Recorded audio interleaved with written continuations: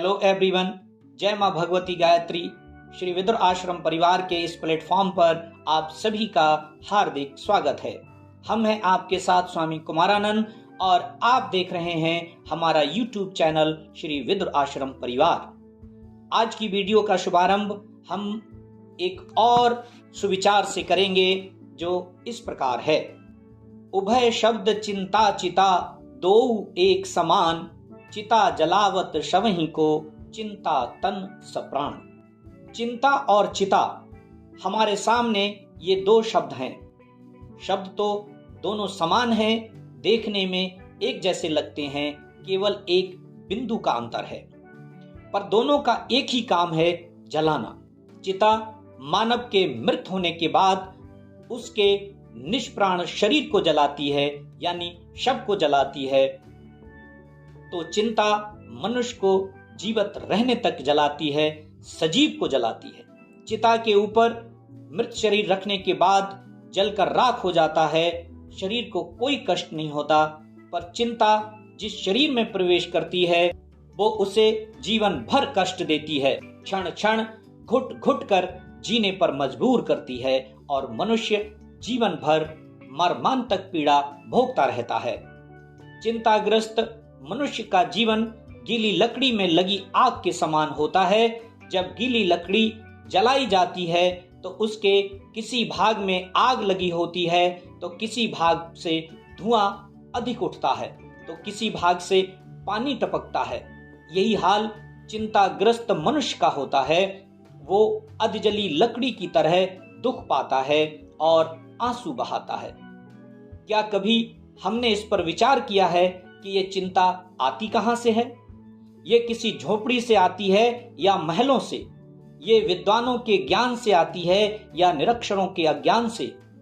ये किसी पहाड़ से आती है या नदी नाले या किसी झरने से? किसी हाईवे से आती है या किसी पगडंडी से? आखिर कहां से आती है?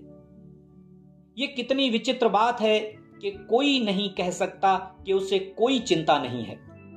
किसी को संपत्ति की चिंता है तो किसी को संतान की चिंता, किसी को पति की चिंता है तो किसी को पत्नी की चिंता, किसी को घर परिवार की चिंता है तो किसी को व्यापार की नौकरी चाकरी की चिंता, किसी को शादी विवाह की चिंता है तो किसी को पढ़ने पढ़ाने की चिंता, तो किसी को दुकान की चिंता, किसी को मकान की चिंता, किसी को वैराग्य की चिंता तो किसी को राग की चिंता, किसी को गृहस्थी की चिंता तो किसी को वृत्ति की चिंता। कहने का तात्पर्य है कि सभी किसी न किसी चिंता में उलझे हैं, सभी चिंता युक्त हैं। तुलसीदास जी कहते हैं, चिंता सांपिन काहि न खाया। तुलसीदास जी महाराज चिंता को नागिन की संज्ञा देते हैं कि इस नागिन रूपी चिंता ने सभी को खाया है। आखिर चिंता इतनी खतरनाक है, इतनी दुखदाई है, तो इसका कारण और निवारण ढूंढना ही चाहिए। चिंता आती है मन से, और मन है जड़, और वो जड़ होकर चेतन पर भारी है। जिस मन से चिंता आती है, यदि उस मन को कोई ऐसी औषधि मिल जाए, कोई ऐसी चिंतामणि मिल जाए जिससे उसके सारे दुख दूर हो जाएंगे, वो चिंतामणि क्या है? इसी पर मनीषियों ने हम सबको अपने अपने विचारों से, अपने अपने उद्गारों से हमारा मार्गदर्शन किया है। ऐसी चिंतामणि जिससे मनुष्य के सारे दुख दूर हो जाएं, वो चिंतामणि है ईश्वर भक्ति। जी हां, ईश्वर भक्ति ही मनुष्य को चिंताओं से मुक्त रख सकती है। गोस्वामी तुलसीदास जी महाराज अपने वचनों में कहते हैं, राम भगति चिंता मनि सुंदर, बसई गरुण जाके उर अंतर। राम भगति मनि उर बस जाके, दुख लवलेस न सपने हूं ताके। अर्थात राम की भक्ति ही चिंतामणि है, जिसकी प्राप्ति में जागृत की तो बात ही छोड़िए, स्वप्न में भी दुख का लवलेश मात्र भी नहीं रहता है।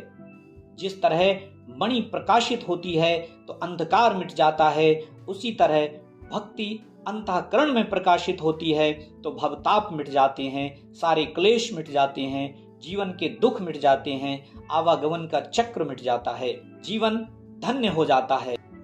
जिस भक्ति में अंतः प्रकाश मिल जाए वही ईश्वर भक्ति चिंतामणि है। तो आप भी भक्ति रूपी चिंतामणि से अपने जीवन की चिंता मिटाइए और भक्त बनकर भक्ति कीजिए। धन्यवाद। इस वीडियो में बस इतना ही। मिलते हैं अगली वीडियो में। तब तक आप अपना ध्यान रखिएगा।